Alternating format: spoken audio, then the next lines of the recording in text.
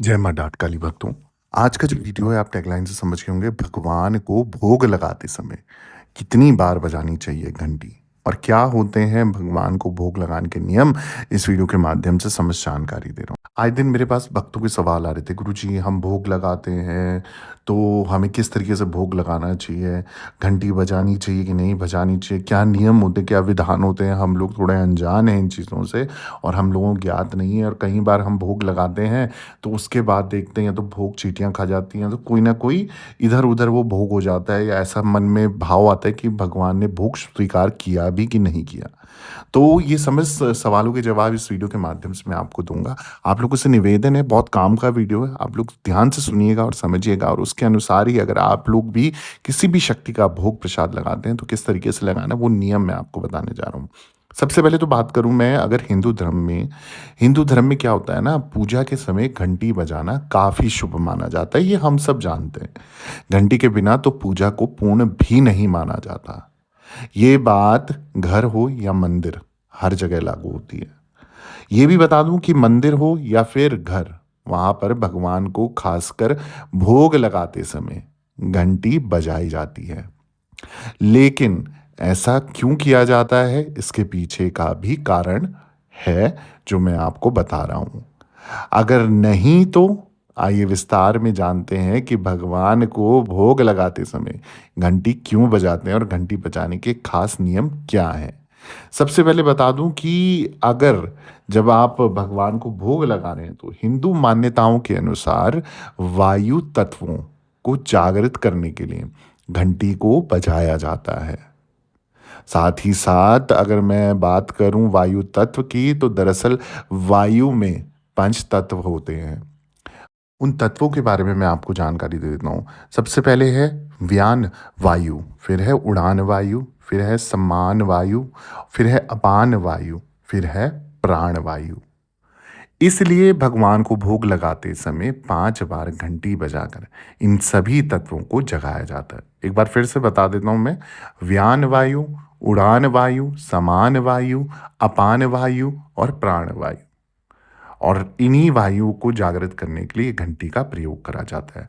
उसके बाद ही भगवान को भोग लगाया जाता है, ताकि वह इसे स्वीकार कर सके, वो जागृत हो सकें, और जो भोग आप इतने भाव से, इतने चाव से उस शक्ति को प्रदान कर रहे हो, उस शक्ति को लगा रहे हो, उनको ध्यान दिला रहे हो कि भाई मैं आपके लिए भोग लाया हूँ या मैं आपके लिए भोग लाई हूँ, आप थोड़ा सा इधर ध्यान दीजिए और इस भोग को स्वीकार कीजिए।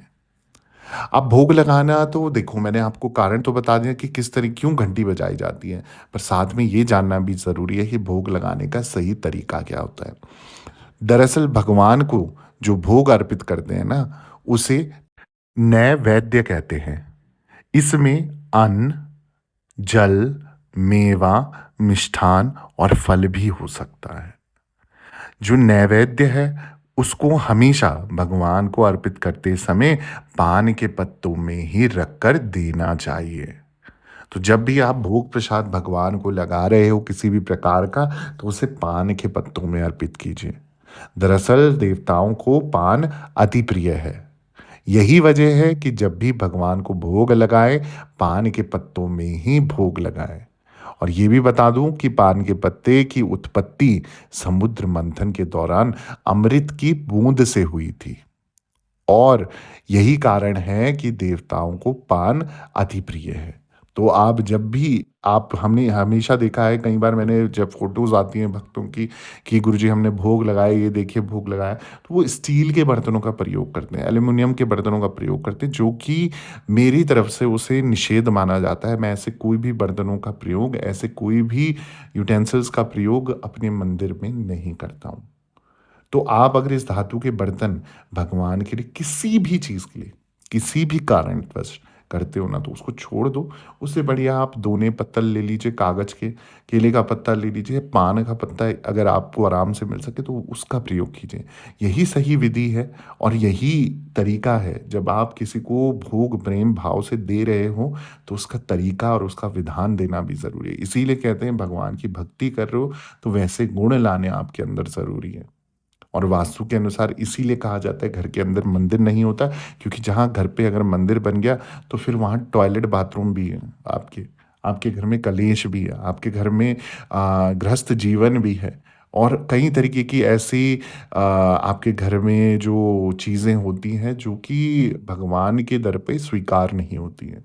तो अगर कई लोग ऐसे हैं कि मांस मदिरा का प्रयोग करते हैं और तामसिक भोजन का प्रयोग करते हैं, मद मदिरा का पान करते हैं, तो ये सब चीज़ें स्वीकार्यत नहीं है। तो ये क्यों नहीं स्वीकार्यत है? क्योंकि आपके साथ आपने घर पे माँ लक्ष्मी को भी विराजमान किया है, विष्णु भगवान को विराजमान करा है, दुर्गा माँ को विराजमान करा है, वैष्णो देवी को विराजमान करा है। तो जब इन शक्तियों को, हनुमान बाबा जी को विराजमान करा है, ये सब सात्विक शक्तियाँ हैं। तो जहाँ आप देखेंगे कि भैया इन सब चीज़ों का प्रयोग होता है, तो वहाँ पर थोड़ा-सा कठिनाई हो जाती है उन शक्तियों के लिए कि वो आपके ऊपर कृपा कर सकें। तो इसीलिए घर के बाहर कहीं पर अच्छी-सी जगह पर आप मंदिर बनाइए, वहाँ पर आप उसे बोल सकते हो मंदिर है। आप मंदिर घर के अंदर के लिए मंदिर ना कहिए, वो सिर्फ़ एक स्थान कीजिए जहाँ आप भगवान के दर्शन करना चाहते हो, बस। इस भावना से आप घर के जो आप मंदिर का नाम देते हो, उस चीज़ को उस तरीके से रखिए। और हमेशा आपने पहले जो अगर कोई पहाड़ों में जाता है या कहीं भी जाता है तो देखा होगा मंदिर और जो पितरों का स्थान होता है वो घर से थोड़ा-सा अलग होता है। तो वो इसलिए होता है क्योंकि जो नकारात्मक चीज़ें हैं वो उन पे हावी ना हों। नकारात्मक चीज़ें उनको डिस्टर्ब ना करें, नेगेटिविटी हमारे घर की डिस्टर्ब ना करे, कलेश हमारे घर का उन्हें डिस्टर्ब ना करे, या कुछ भी ऐसी चीज़ हो जो उसको उन शक्तियों को इधर-उधर कर दे या अपनी तरफ से हिला दे। कोई अपवित्र चीज़, कोई अपवित्र व्यक्ति आपके घर में आके प्रवेश कर दे जिसको स्वीकार नहीं कर सकती वो शक्ति, तो वो फिर वो छिन्न-भिन्न हो जाती है। तो कहीं न कहीं ये कठिनाई आ जाती है, और जब हम बोलते हैं कि कहाँ गए भगवान, अब हमारी मदद नहीं कर रहे, मैंने तो रोज़ सुबह-शाम इतनी घंटियाँ बजाई, मैंने रोज़ सुबह-शाम भोग प्रसाद लगाया, मैंने रोज़ सुबह-शाम पूजा-पाठ करी, परंतु हमें तो उसका फल ही नहीं मिल रहा है। तो फल इसलिए नहीं मिलता, कहीं न कहीं आप ये गलती करते हो, और इस गलती के कारण वो शक्तियाँ जागृत नहीं होती हैं, और जागृत नहीं होती हैं तो फिर आपका कल्याण होने में बहुत समस्याएँ आती हैं, बहुत पीड़ाएँ आती हैं, और रुकावटें आती हैं, अड़चनें आती हैं। तो कहीं न कहीं जब ये कहा जाता है कि किसी शक्ति का बंधन, बाधा या कोई तंत्र कर दिया है जिससे शक्ति को बाँध दिया गया है, तो ये धारणा आप अपने दिमाग से हटा दीजिए। किसी भी शक्ति का बंधन नहीं करा जा सकता, किसी भी शक्ति को बाँधा नहीं जा सकता। वो तो प्रिय है और सर्वमान्य है, महामाई है, और आदि शक्ति हैं, आदि पराशक्ति हैं, तो जिनका कोई आकार नहीं है, वो निराकार हैं। तो इन शक्तियों को कौन बाँध सकता है, कौन खोज सकता है? परंतु इसका जो निस्तारण है, जो निवारण है, वो इसी प्रकार से किया जाता है कि भैया अगर कोई बोल रहा है आपके यहाँ तंत्र कर दिया, शक्ति को बाँध दिया है, तो उसका अर्थ है कि वो शक्तियाँ वहाँ से हट गई हैं। आपके घर पे जो विराजमान थी, सपोज़ आप हनुमान बाबा की पूजा करते हो, माँ भगवती की पूजा करते हो, वैष्णो माई की पूजा करते हो, अचानक से आपको पता लगा ये शक्ति का बंधन हो गया। शक्ति का बंधन का अर्थ है कि आपके घर में ऐसी किसी चीज़ ने प्रवेश कर लिया है जिसको माँ वैष्णो स्वीकार नहीं करती, भगवती स्वीकार नहीं करती, हनुमान बाबा जी स्वीकार नहीं करते, और उस कारण उनको वहाँ से जाना पड़ा। और वो कहलाता है तंत्र या काला जादू, या कोई भी जैसे हम बोलते हैं कि तामसिक पद्धति से कोई तंत्र चला दिया है, किसी चीज़ की बलि दे दी है, शराब आ गई है, कोई ऐसी चीज़ आ गई, गंदी चीज़ आ गई, श्मशान की चीज़ें आ गई है, तो इस कारण ये जो चीज़ें होती हैं, इस कारण ये बात बोली जाती है कि शक्ति का बंधन हो गया। तो शक्ति क्या करती है, अब बाहर चलेगी, जैसे उसने ये चीज़ अंदर आते देखी वो बाहर चलेगी। अब जब वो अंदर आने की कोशिश करेगी तो उसको ये गंध, दुर्गंध और ये सब तामसिक भोजन जब दिखेगा घर में प्रवेश, तो फिर वो चीज़ अंदर आएगी ही नहीं, जब तक वो चीज़ पूरी तरीके से ये बाहर नहीं जाएगी। तो इसी कारण ये सब चीज़ें होती हैं जहाँ आपके देवी-देवता या पितृ डिस्टर्ब हो जाते हैं, और चीज़ें आपके हित के हिसाब से नहीं होती, आपके अनुसार नहीं होती। तो हमें हमेशा ध्यान रखना है, जिस शक्ति का जैसा पूजन कर रहे हैं, तामसिक कर रहे हैं, सात्विक कर रहे हैं, तो पद्धति भी अपनी अपनानी है, और अपना स्वभाव भी उसी प्रकार के रखना है।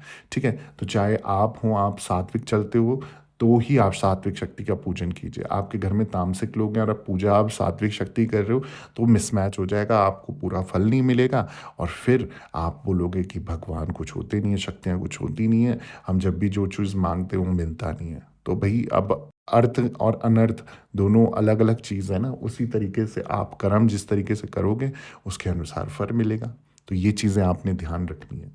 ऐसी और जानकारी चाहिए और ऐसी वीडियोस आपको पसंद आ रही हैं तो जल्दी से चैनल को सब्सक्राइब कर दो, वीडियो को लाइक कर दो, ज़रूरतमंद लोगों के साथ शेयर कर देना। सबका भला करना है कि घंटी क्यों बजानी चाहिए और भोग कैसे लगाना चाहिए। और इसके अलावा दरबार से बने रहें। सभी भक्तों को जय माता दी, जय माँ डाठ काली।